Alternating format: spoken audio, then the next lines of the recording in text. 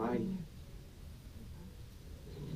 don't even know. My elders told me, like, and when I say my elders, I mean like my indigenous elders who I talk to every day, who literally took me on my spiritual walks, my spiritual guide, my coming into a man, was that at Awa, I want to create a platform between MDs and spiritual healers.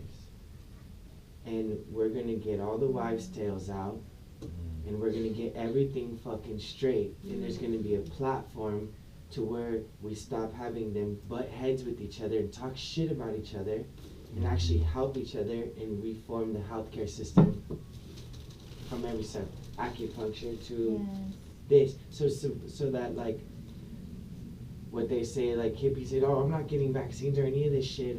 And then, you know, the indigenous are like, well, I'm not fucking touching them either. Like, they're fucking wrong too. Well, how about we just put two conscious, tapped-in people from each spectrum and have them talk and tell, you know, facts and proof. People who are tapped in and conscious so that they have no reason to lie.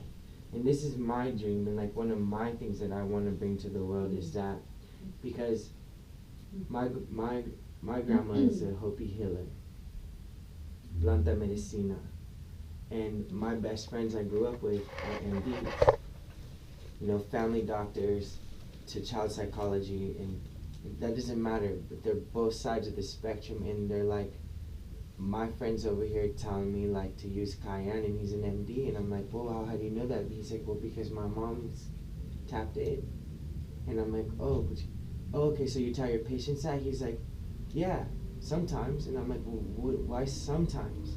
He's like, well, because it's against the norm that people, pharmaceutical companies get mad, and all these, I'm like, wow, okay, so there's a fucking problem there. Totally. And that's just to start the shit, and then we need brothers who can tap in and do the mainframe work. The hard labor. That's our job.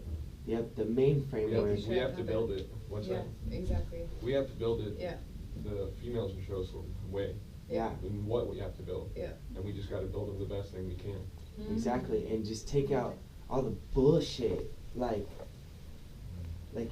using roots and stuff, and like how, you know, psilocybin will help you with, like, psilocybin did miracles for me with addiction. Like, I just fucking did miracles and then kratom, and it's just like, there's so much out there that... Does kratom still help you? Oh my gosh.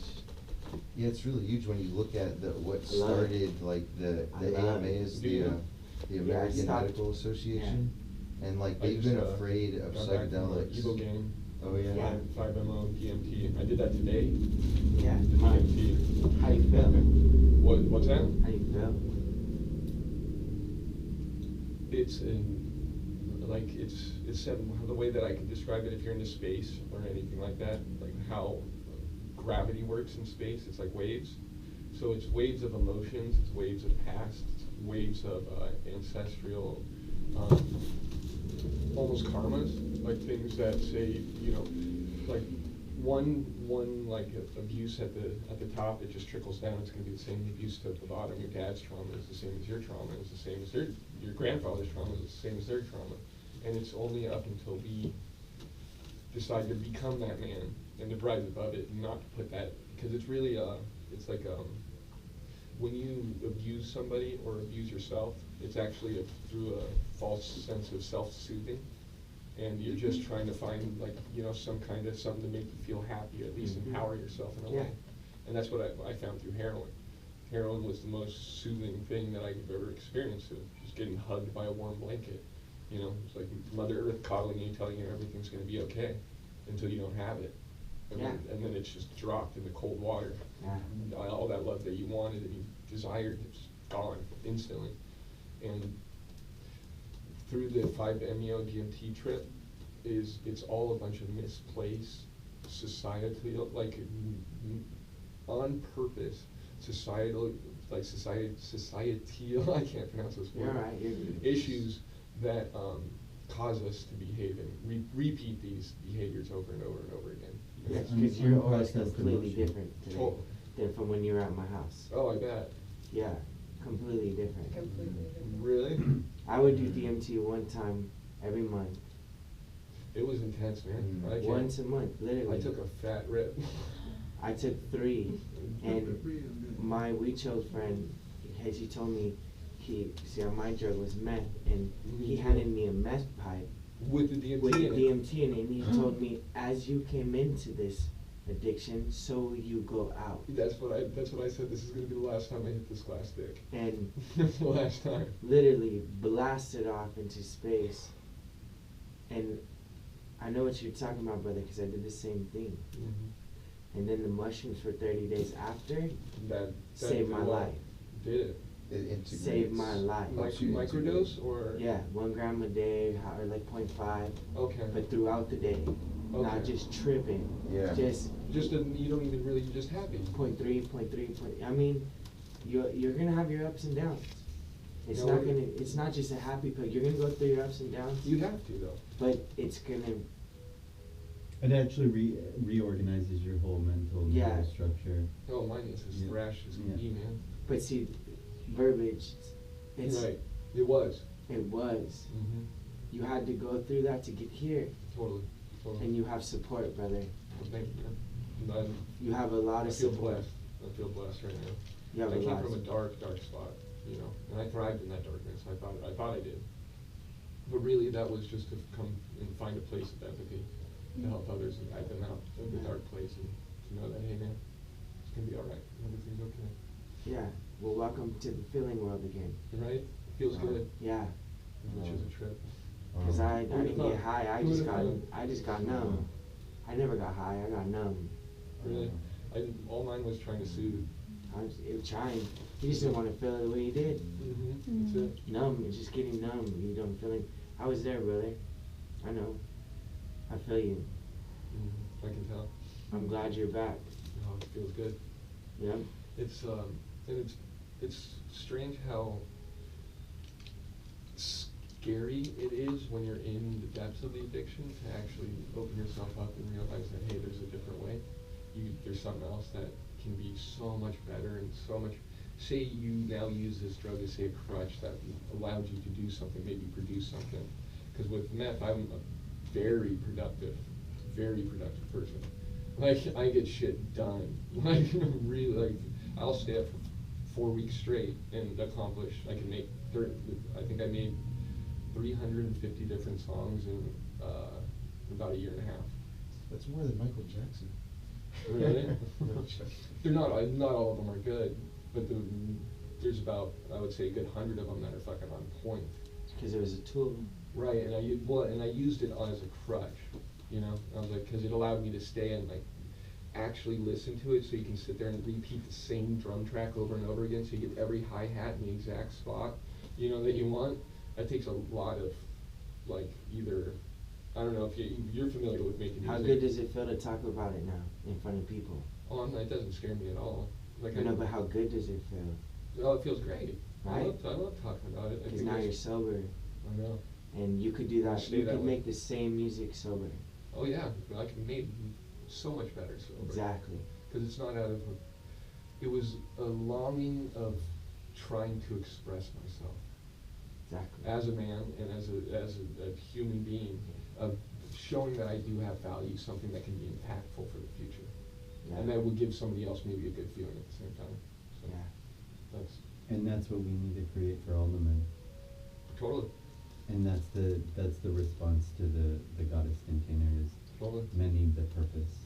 We have to have our purpose, Yeah. brother. We have to. If we don't have our purpose, we're not made to do The goddess purpose work, is our you know? sword. We're not. We can try, but we fail every time. Is That's why love- society's always failed. Is love not a high enough purpose for Well, I you? don't know, mate.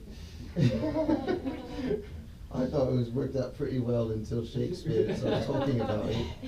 And I was like, well, cheerio. Maybe I'll try hatred today. Oh, it's me and crumpets, There's actually this great poem. It says the Greek gods created love, and then they came to Earth to experience it, and then they went back and created laughter so that they could survive the love, because they were like, whoa, this needs dramatic stuff going on here.